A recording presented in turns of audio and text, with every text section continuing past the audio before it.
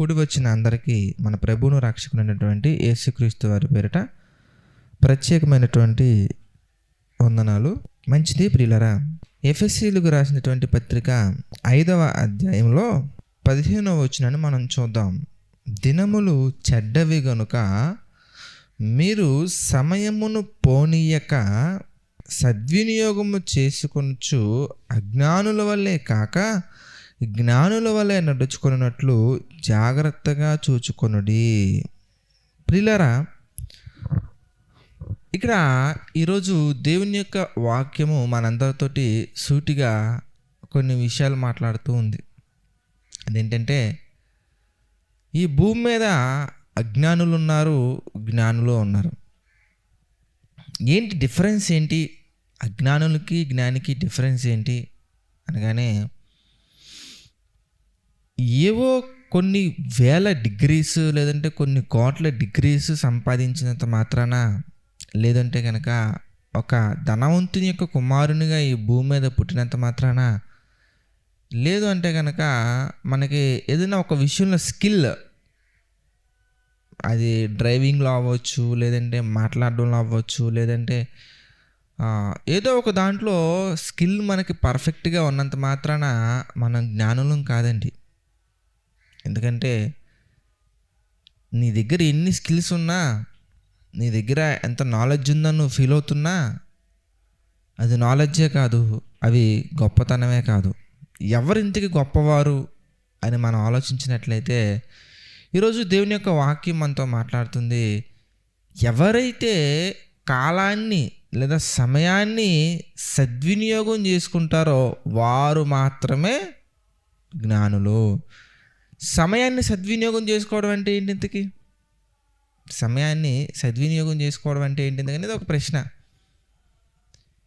ఎందుకు అనగానే, ప్రతి ఒక్కరు కూడా సమయం గురించి మాట్లాడినప్పుడు, లేదంటే కాలం గురించి మాట్లాడినప్పుడు రకరకాలుగా మాట్లాడుతూ ఉంటారు. రకరకాలంటే రకరకాలుగా. ఇదిగో ఒక సెకండ్ విలువ తెలియాలంటే వీళ్ళని అడగండి, ఒక నిమిషం విలువ తెలియాలంటే వీళ్ళని అడగండి, ఒక గంట విలువ తెలియాలంటే వీళ్ళని అడగండి. అంతా బాగానే ఉంది. ఇప్పుడు వాళ్ళందరూ కూడా ఆ సమయాన్ని సద్వినియోగం చేసుకోలేదు కాబట్టి అందులో ఫెయిల్ అయ్యారేమో. వాళ్ళకి ఇంకొక అవకాశం ఉంది లేదంటారా? వాళ్ళకి మరొక అవకాశం ఉందంటారా లేదంటారా?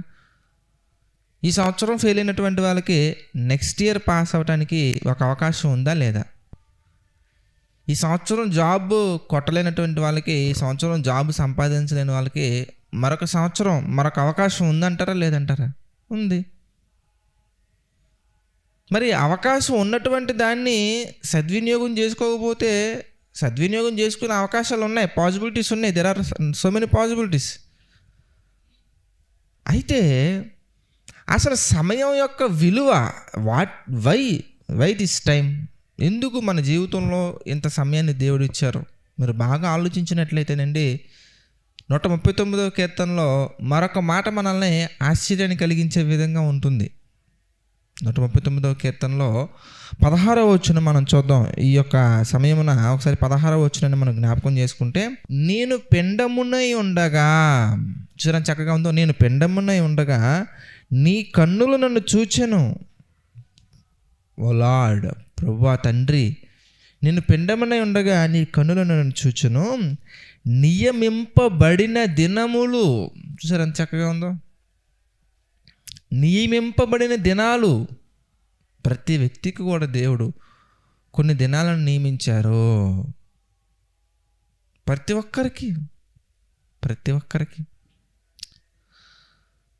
ఇంకా మీరు చూస్తే ప్రసంగి గ్రంథం మనం గమనించినట్లయితే కనుక, ప్రసంగి గ్రంథంలో 7వ అధ్యాయంలో కూడా, ప్రసంగి గ్రంథం 7వ అధ్యాయంలో కూడా 17వ వచనం 17th verse మనం చూస్తే, అధికముగా దుర్మార్గపు పనులు చేయకము, బుద్ధిహీనముగా తిరగవద్దు, నీ కాలమునకు ముందుగా.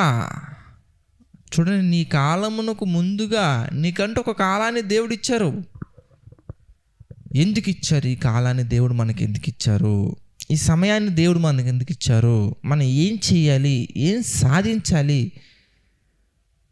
What should we achieve? మనం ఏమి సాధించాలి? ఎందుకు దేవుడు మనకి ఇంత సమయాన్ని ఇచ్చారు? కొంతమందికి చూస్తే 60 ఇయర్స్, కొంతమంది చూస్తే 50 ఇయర్స్, కొంతమంది చూస్తే 40, 30, 70, కొంతమందికి 80. ఏంటి ఈ సమయం యొక్క ప్రాముఖ్యత ఏంటి? ఎందుకు దేవుడు మన జీవితం నిన్ను ఇచ్చారు అనగానే, మనందరం ఏదైతే ముఖ్యమైనదో, ఏదైతే అవసరమైనదో దాన్ని పక్కన పెట్టి, ఏదైతే లేకపోయినా కానీ దేవుడు యాక్సెప్ట్ చేస్తారో. ఏమంటే ప్రపంచం అంతా మనల్ని యాక్సెప్ట్ చేసింది అనుకోండి, నీకు ఒక మంచి ఉద్యోగం ఉందనుకోండి, ప్రపంచం అంతా నిన్ను యాక్సెప్ట్ చేస్తుంది. ఏ విధంగా? అబ్బా ఎంత గొప్పడ్రా, మంచి ఉద్యోగం సంపాదించాడ్రా, వాళ్ళ మదర్ పడిన కష్టానికి, వాళ్ళ ఫాదర్ పడిన కష్టానికి ప్రతిఫలం దక్కేసింది. సమాజం అంతా అంగీకరించింది, you are a good one. లేదు, ఒక మంచి వ్యక్తిని నువ్వు లైఫ్ పార్ట్నర్గా నువ్వు రిసీవ్ చేసుకున్నావు, అప్పుడు ప్రపంచం అంతా అంగీకరించింది, మంచి జోడీరా, మంచి జంటరా, ఎంత బాగుందో జంట, అసలు నిజంగా కన్నులు అలా నిండిపోతున్నాయి అంతే. లేదా రకరకాలుగా మనం కొన్ని విషయాల్లో మనం ఎక్స్పీరియన్స్ మనకి బాగా ఉండి మనం గొప్పవాళ్ళు అయి ఉండొచ్చు, ప్రపంచం అంతా మనల్ని ఒక మంచివాడికి ఒక ముద్ర వేయచ్చు. ప్రభు మాత్రం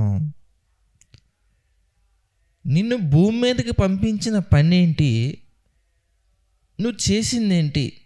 ఎందుకు వచ్చారండి అందరూ భూమి మీదకి? ఎందుకు వచ్చారు?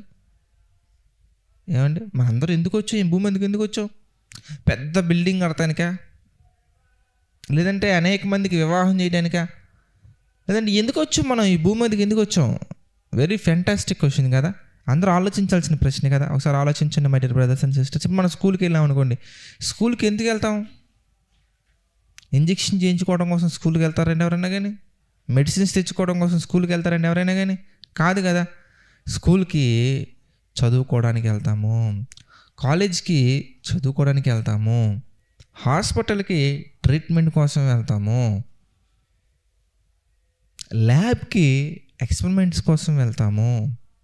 చూసారా, ప్రతి ప్రాంతానికి వెళ్ళటానికి ఒక ప్రణాళిక మనకుంది, ఒక ప్రాముఖ్యత, ఒక ప్రణాళిక మనం కలిగి వెళ్తున్నాం. ఒక హాస్పిటల్కి వెళ్తున్నామంటే ఒక ప్రణాళిక కలిగి వెళ్తున్నాం, ఒక స్కూల్కి వెళ్తున్నామంటే ఒక ప్రణాళిక కలిగి వెళ్తున్నాం. ఒక పని ఉంది, స్కూల్కి వెళ్ళటానికి ఒక పని ఉంది, హాస్పిటల్కి వెళ్ళటానికి ఒక పని ఉంది. ఎవరైనా కానీ డాక్టర్ గారు ఏంటంటే ఈ మధ్య అసలు రావట్లేదంటే ఎలా ఉంటుందండి? మాకి వీడేంటి అలా మాట్లాడుతున్నారు అనుకుంటాం. హాస్పిటల్కి రాకపోతే ఎవరో ఫీల్ అవ్వకూడదు. అంటే ప్రతి దానికి ఒక పని పెట్టారు దేవుడు, మనం కూడా పెట్టుకున్నాం కొన్ని పనులు. అయితే మరి నువ్వు ఈ భూమి మీదకి ఎందుకు వచ్చావు? ఆ పని ఏంటి? స్కూల్కి వెళ్ళటానికి ఒక పని ఉంది, హాస్పిటల్కి వెళ్ళటానికి ఒక పని ఉంది. ఇలా ప్రతిదానికి ఒక పని ఉన్నప్పుడు నువ్వు భూమి మీదకి రావడానికి గల పని ఏంటి? What is the purpose? ఏంటి ఆ పర్పస్ ఏంటనే మనం ఆలోచించగలిగినట్లయితే దేవుని వాక్యం మనతో సెలవిస్తుంది. ఎఫెసీయులకు రాసిన పత్రిక 1:4-6 మనం చూస్తే, పరిశుద్ధులుగా నిర్దోషులుగా దేవుని ఎదుట మనం నిలబడాలి. మనందరం కూడా పరిశుద్ధులుగా నిర్దోషులుగా ఆయన సన్నిధిలో నిలబడాలనే ఉద్దేశంతో ఆ పని మనకు అప్పగించి మన క్యారెక్టర్ని మనం మార్చుకోవడానికి, మన జీవితాన్ని మనం సరిదిద్దుకోవడానికి దేవుడు మనల్ని ఈ భూమి మీదకి పంపించారు. అది మనం ఈ భూమి మీదకి రావాలనుకున్నటువంటి పని. ఇప్పుడు ఇది లేకుండా నువ్వు ఎన్ని సంపాదించినా ఉపయోగం లేదండి. దేవుడు నీకు అప్పగించిన సమయంలో దీనిని పక్కన పెట్టి, అనగా నీ క్యారెక్టర్ని మంచిగా పెట్టుకునే పని పక్కన పెట్టి నువ్వు ఎంత సంపాదించినా, ఎంత మంచి గొప్ప స్థితిలో ఉన్నావో నువ్వు ఫీల్ అయినా కానీ ఉపయోగం లేదు ప్రియులారా. నీ హెల్త్ చాలా పర్టికులర్గా చాలా ఆరోగ్యంగా ఉంది, బట్ నీ క్యారెక్టర్ మాత్రం బాగాలేదు. శరీరపరంగా నీ ఆరోగ్యం చాలా ఉన్నతంగా ఉంది, బట్ ఆత్మీయంగా నువ్వు మృతుడివై ఉన్నావు. అప్పుడు నువ్వు పరలోకానికి వెళ్ళే అవకాశం లేదు. శరీరంలో ఎన్నో రకాల రోగాలు ఉన్నాయి, ఆత్మ మాత్రం సిద్ధంగా పరిశుద్ధంగా ఉంది, మనం పరలోకానికి వెళ్తాం. లాజరు గారి జీవితం మనం చూస్తే తినడానికి తిండి లేదండి, ఒంటి నిండా కురుపులు ఉన్నాయండి. ధనవంతుడు బల్ల మీద ఉండిపడి రొట్టె ముక్కలతో ఆకలి తెచ్చుకున్న గురునండి. అయినప్పటికీ లాజరు పరదేశంలోకి వెళ్ళారు లేదా మీరు ఆలోచించండి. అంటే మీరు చక్కగా బైబిల్లో ఉన్న విషయాలు అంటే ఆ స్టడీ చేస్తే, అనాలిసిస్ చేస్తే దేవుని కొరకు బ్రతకాలి. ఎలా బ్రతకాలి అంటే దేవుడు చెప్పిన విధంగా బ్రతకాలి. ఏం సంపాదించాలి అనగానే ఇదిగో పరిశుద్ధత, నిర్దోషత మనం సంపాదించాలి. అందుకే ప్రకటన గ్రంథము 2వ అధ్యాయము 22వ వచనం మనం చూద్దామండి. దేవుడు మనకి ఎంత గొప్ప సమయాన్ని ఎందుకు ఇస్తున్నారు, దేవుడు సమయాన్ని ఇవ్వటం వెనుక ఉన్నటువంటి ఉద్దేశం ఏంటని మనం ఆలోచించినట్లయితే కనుక ప్రకటన గ్రంథము 2వ అధ్యాయము 21వ వచనం మనం చూస్తే, మారు మనస్సు పొందుటకు నేను దానికి సమయమిచ్చి తిని. మారు మనసు పొందటానికి దేవుడు సమయాన్ని ఇస్తున్నారు. అది మనం మర్చిపోకూడదు. ప్రతి మనిషికి కూడా ఎందుకింత సమయాన్ని దేవుడు ఇస్తున్నారంటే, మనం దేవుణ్ణి కొన్ని సందర్భాలలో మనం చేసినటువంటి మిస్టేక్కి వెంటనే ఒక పనిష్మెంట్ రాకపోయేసరికి అలా మనం చాలా గర్వంగా ఉంటామండి. కానీ దేవుడు మనకి సమయాన్ని ఇస్తున్నారు. దేవుడు మనకి ఏమిస్తున్నారు? సమయాన్ని ఇస్తున్నారు. దేనికి ఇస్తున్నారు? మారు మనసు పొందటానికి. కనుక మనం ఏం చేయాలి? మారు మనసు పొందాలి. అది సమయానికి ఉన్నటువంటి ప్రాముఖ్యత.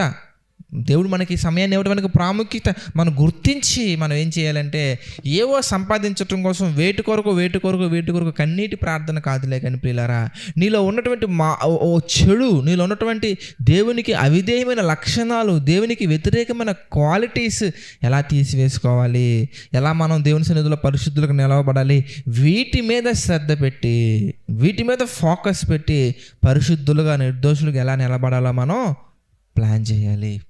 కనుక my dear brothers and sisters, దీని మీద మనం శ్రద్ధ పెట్టి మనం ముందుకు వెళ్ళాలని మనస్ఫూర్తిగా కోరుకుంటున్నాను.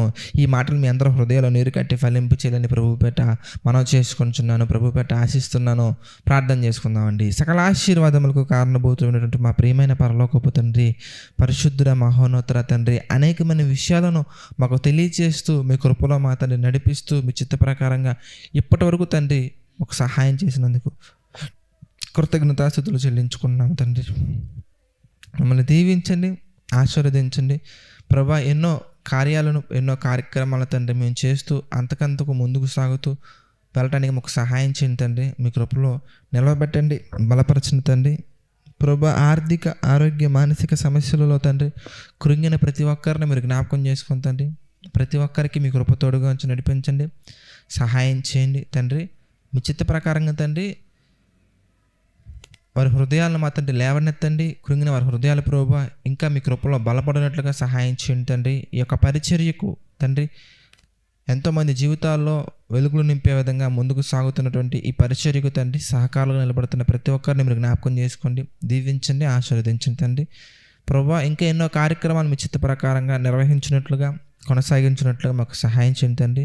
ప్రభువా సమస్త మహిమ, ఘనత, ప్రభావాలు మీకే చెల్లించుకుంటూ ప్రతి ఒక్కటి తండ్రి మీ చిత్త ప్రకారంగా మా అందరి జీవితాల్లో జరిగించమని వేడుకుంటూ మా ప్రభువును రక్షకుడైనటువంటి యేసుక్రీస్తు వారి పేరిట ఈ ప్రార్థన అడిగి వేడుకొనిచున్నాము తండ్రి. ఆమెన్. అందరికీ వందనాలండి. God bless you all.